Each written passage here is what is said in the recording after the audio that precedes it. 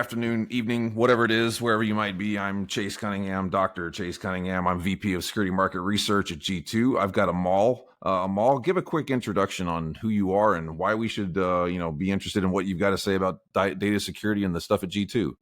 Yeah. Hey, hi. Thanks. And I am Amal. I am a research analyst at G2, handling the data security and privacy categories. And here we are actually looking at some of the G2 data that revolves around some of the security products and specifically the data security and the DLP category. Over to Yeah, you, and Chief. we're calling this section G2 security snippets for all those folks that jump on this. And just so you know, we're going to move quick, but we've got lots and lots of data. If you're unfamiliar with what G2 has, go look it up and read through. Oh, by the way, our stuff is end user information as well as other analytics, and we don't put it behind a paywall. So use that. This time, we're going to talk about data security and DLP. So let's get into this and get moving. Let's go through some of the G2 data. Amal did a heck of a job cobbling this stuff together. I'm going to let him sort of chime in here and begin to get us the analytics. So as soon as we get into that, let's first define what we're actually talking about here. And I think this is what people need to know about how G2 is doing our work. We're not sitting around in a room and kind of drinking expensive Earl Grey tea or whatever and saying, this is the definition of this category. We're using tools like Monty, which G2 has built, which is a large language model, or ChatGPT, because those are giving basically a good definition of what the market says is the definition of a term. And I wanted to put this in here to begin before Amal goes. Let's define DLP that as the market actually defines it. Data loss prevention technology is a set of tools and processes used to ensure that sensitive or critical information is not lost, misused, or accessed by unauthorized users. That's the key takeaway for DLP. Now, there's other things in here that you can read on your own, but that's the basic broad definition of DLP. However, data security technology, which is kind of a new thing, data security technology specifically includes hardware, software, policies, and procedures that are designed to protect and safeguard personal, sensitive, or confidential data from unauthorized access, use, disclosure, disruption, modification, or destruction. And again, there's more stuff there, but those are the things you need to take away. And I know that I'm throwing a bit of a wrench into the system, but those are the definitions that the market says are the right wording for these particular columns. And as we get into this, Amal, why don't you tell us what you found looking at the data loss prevention stuff specifically? Yeah, so the data loss prevention category. So we were just looking at why people change from one DLP product to the other, and there could be multiple reasons. And based on G2 reviews, 23% of reviews mention that the product feature set is what makes a user move from one product to the other, and the second comes as ease of use as 20%. And I feel, especially ease of use, it's not a new revelation because DLP products has had long years of being not as user friendly as other cybersecurity products. So I think it's kind of like obvious that that stat would have come up. And at the same time, this also means that uh, if users move due to this particular reason, then vendors who are actually having good ease of use functionality with it, as well as a good product feature set with them, they will have a good time actually enticing these customers and also existing vendors who actually could improve their product based on these standards, and they could actually have a good time. And I mean, enticing customers, if you will. Yeah, so if you're a vendor and you're trying to figure out a good way to innovate your product to get more buyers, the buyers literally are telling you here, have really good feature sets and make it where it's easy to use. And from someone that has probably like battle scars from putting DLP technology in place, I would love to see ease of use being something that's a key for any vendor.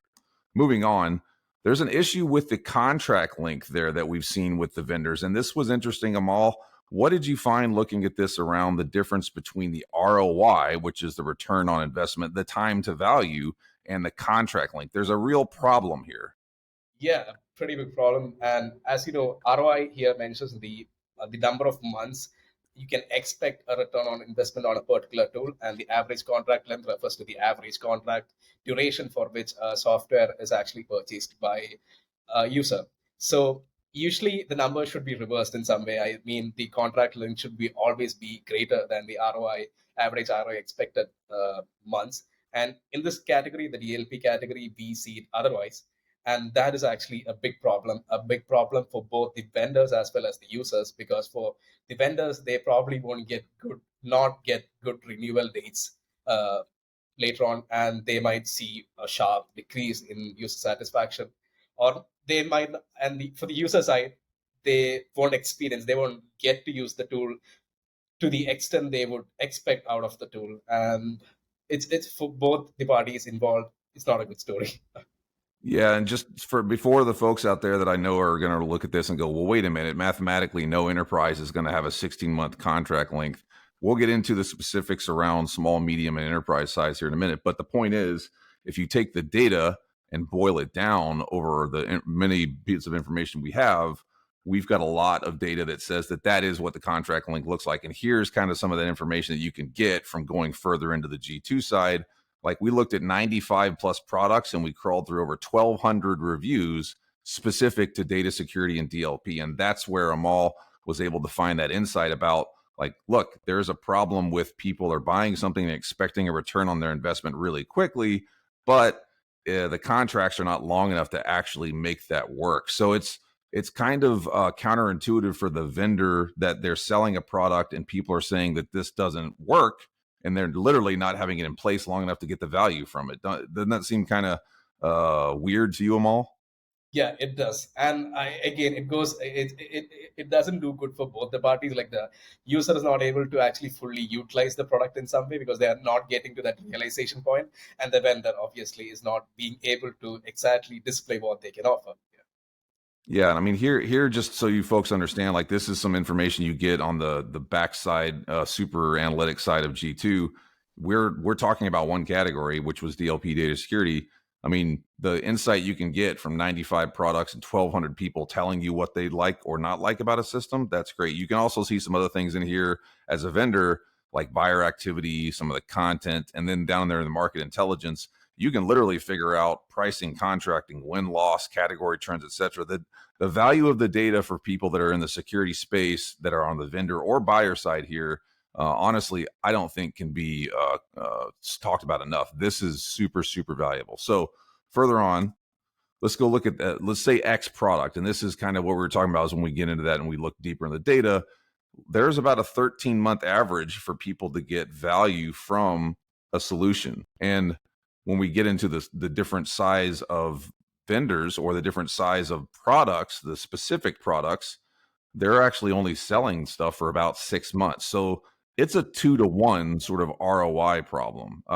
However, like Amal was able to find, more than half of the people said the reason that they were going to buy this in the first place was because it was easy to use. So, Amal, what's your thoughts on this? Yeah, again, as you know, this is actually a product that's listed on G2, and we are looking into that analytics. And for obvious reasons, we are not mentioning the name. But yeah, it's actually a big they could actually be doing a lot better than they are currently if they are paying attention to this particular data, because they actually have to extend their contract length duration by almost twice what they offer right now. So they definitely, and since they're already doing the ease of use side of things like rightly, they can do a lot better by actually increasing their contract duration. Yes. Yeah, and I think the buyer side, like, everyone should be aware of this too. And we expect a quick return on our investment. We expect to see a quick rollout and get some value from it. However, if you're putting data security solutions or DLP into your enterprise, it's going to take some time. So if you're, in my opinion, even if you're a small business, and small businesses are used to kind of the commoditization and short contracts, you should be looking for probably at least a couple years worth of having a solution in place to really see a return on that investment. And then you can kind of pivot out and move on to the next thing. If they would go beyond 13 months, I would say that that's honestly a little bit of a specific number, but really what we would suggest is probably a 2-year cycle. 18 months at a minimum. 2 years is probably the best to get your real return on that investment and see whether or not a solution is going to be valuable for you. And again, that's the average across enterprise, mid, and small, but no enterprise in the world is ever going to cut a 6-month contract. So you've got to be kind of aware of how this stuff works. Yeah, and along with that, I think the small business should take that advice more closely, for the reason that I think they are used to actually having this particular, with the subscription model going on. Once they start using a tool and they don't feel satisfied, they're just like done with that. And they have options more than ever before. So I think they should get that mentality into them that you have to stick with, especially when it comes to security, you have to stick with the tool for quite some time to see to a full realization of what it can do.